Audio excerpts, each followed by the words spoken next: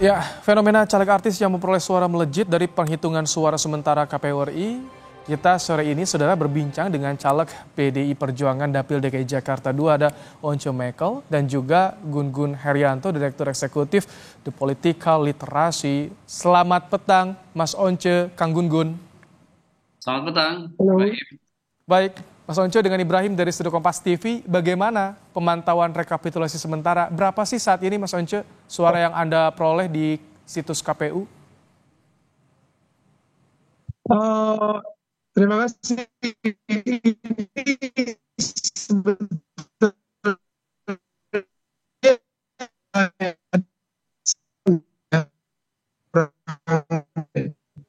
Mas Once, maaf, sepertinya tampaknya sistem ini. dari KPU ini kurang mantap. Oh, oke, oke. Ini sinyal Sejauh tadi ini sempat sih terganggu, silakan. kita dapat angka 140 ribuan. Tapi kami masih terus untuk verifikasi data-data ini betul-betul sesuai dengan kenyataan atau enggak. Berapa persen itu dari suara yang sudah masuk total saat ini, Mas Once? 50-an%. 50% tapi udah tembus 140 ribu. Ini dapil neraka, dapil Anda, Mas Once. Strateginya apa sih? Ya. Strateginya, Eh, sekali lagi ya saya mesti berikan catatan juga. Sebetulnya angka yang ada ini kadang melonjak tidak wajar dan juga kadang-kadang turun tidak wajar.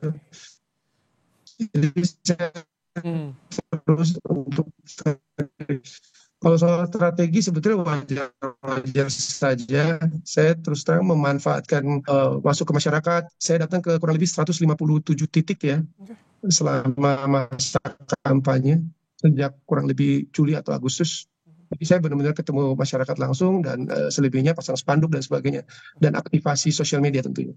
Target Anda sebetulnya berapa sih suara yang ingin dicapai, yang ingin dikantongi di dapil ini, Mas Once? Saya kira kalau saya mendapatkan 100 ribuan suara cukup aman. Terakhir itu dari PDI Perjuangan itu mendapatkan suara 104 ribu di urutan pertama dan sudah bisa menduduki kursi. Sana saya mendapatkan kurang lebih 110 ribu suara, itu sebetulnya sudah bisa ya. Tapi Berarti saya ini, nggak tahu bagaimana. tapi kalau untuk yang sekarang gambarnya sudah masuk zona aman ya, Mas Once ya? Ya, kalau yang ada sekarang sepertinya cukup aman, tapi kan seperti itu tadi saya sampaikan, Heeh. data-data ini kok masih meragukan buat saya. Jadi saya harus betul-betul teliti. Fluktuatif sekali ya Heeh. data-data yang ada. Baik, masih meragukan. Apa sih sebetulnya yang menjadi penyebab adanya keraguan dari Anda? Tapi Kang Gun-Gun, bagaimana Anda membaca? Masih ragu padahal kalau dari angka nih masuk zona aman. Ini dapil neraka, Kang Gun-Gun. Ya, wajar ya kehati-hatian ini penting mengingat fluktuasi suara yang masih berproses. Jadi bagus juga nggak overconfident gitu. Jadi memang basisnya adalah data dan data itu harus dilihat pergerakannya, terutama juga untuk melihat juga suara yang diraih kompetitor. Hmm. Sehingga kemudian winner di dapil yang bersangkutan itu sudah benar nanti bisa difiksasi apakah misalnya Mas Once atau juga yang lain-lain itu bisa masuk mewakili dapil yang bersangkutan. Hmm. Ya memang ini kan sekarang proses rekapitulasi ini menjadi satu tahapan lain yang penting untuk diantisipasi, dikawal oleh seluruh yang bertarung di daerah pemilihan Hmm. supaya kemudian tidak merugikan ya karena banyak saja pasti oknum, kemudian banyak juga kesalahan teknis, banyak juga kemudian proses-proses yang kerap kali tidak boleh abai dengan pemantauan ya karena ini proses yang masih sedang berlangsung, Bang. Oke.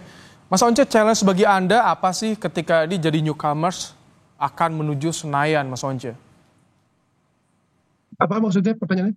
Challenge-nya, tantangan Anda kan sebagai selebritas tentu berbeda jauh nanti ketika terjun langsung sebagai parlemen nih.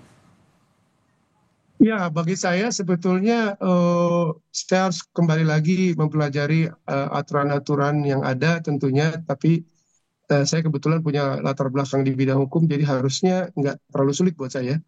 Dan ya saya harus membekali diri saya kembali ya untuk lebih akrab dengan kehidupan politik praktis tentunya. Komisi 3 dong dan Mas Once. juga terus memantau menghayati kehidupan masyarakat nantinya. Target Komisi 3 Apa? dong.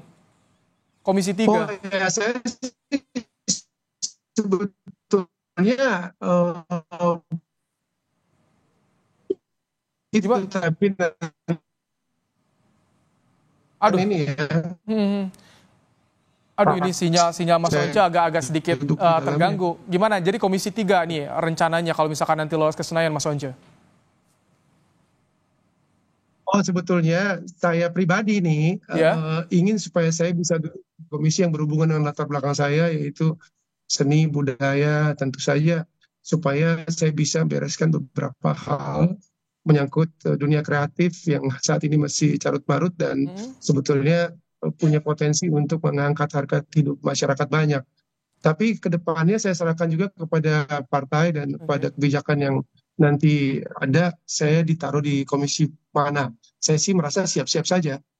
Oh, siap-siap saja ditaruh di komisi manapun, tapi tadi harapannya 10 ya kalau soal pariwisata atau bagaimana kebudayaan. Kang Gun-Gun, bagaimana bisa menjawab harapan publik soal majunya selebritas ke Senayan nih? Iya, harapan tuh selalu tinggi pada siapapun yang terpilih dengan background apapun sebenarnya. Entah itu akademisi, entah itu selebritis, entah itu advokat. Yang jelas karena mewakili representasi warga masyarakat dan nanti keterpilihannya itu membawa fungsi-fungsi penting dalam konteks demokrasi kita. Misalnya fungsi yang serius ya, fungsi legislasi, budgeting, itu kan bukan hal-hal sepele karena menyangkut nanti juga keberimbangan kekuasaan dengan cabang kekuasaan lainnya yang namanya eksekutif gitu ya. Dan ya seluruh menurut saya yang kemudian mewakili daerah pemilihan itu harus merepresentasikan peran dan fungsinya. Jadi bukan lagi sebagai bukan lagi sebagai akademisi, bukan lagi sebagai advokat, tetapi sebagai wakil rakyat yang memang punya basis konstituen. Dan memang begini, Kang Baim, ya, menurut saya para selebriti itu punya satu kelebihan sedari awal yang namanya popularity ya. Dan proses popularity itu kan memang tidak seluruh orang bisa mengkonversikannya menjadi electability. Karena tidak semua juga selebriti tingkat likability dan acceptability-nya itu tinggi.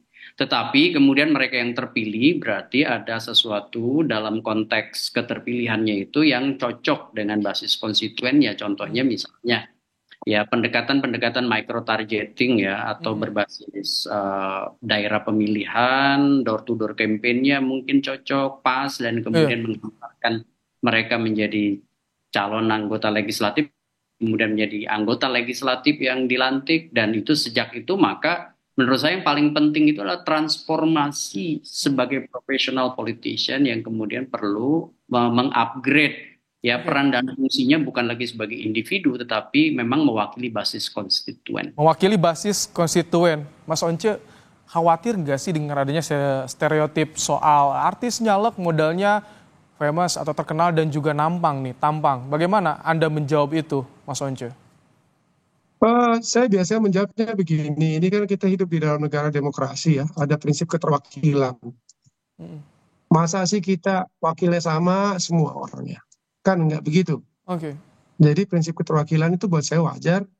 Kebetulan saya berasal dari wilayah dunia kreatif, ekonomi kreatif, khususnya musik. Saya akrab dengan industri yang seperti ini dan tentunya bagi saya wajar kalau ada wakil untuk wilayah itu ya.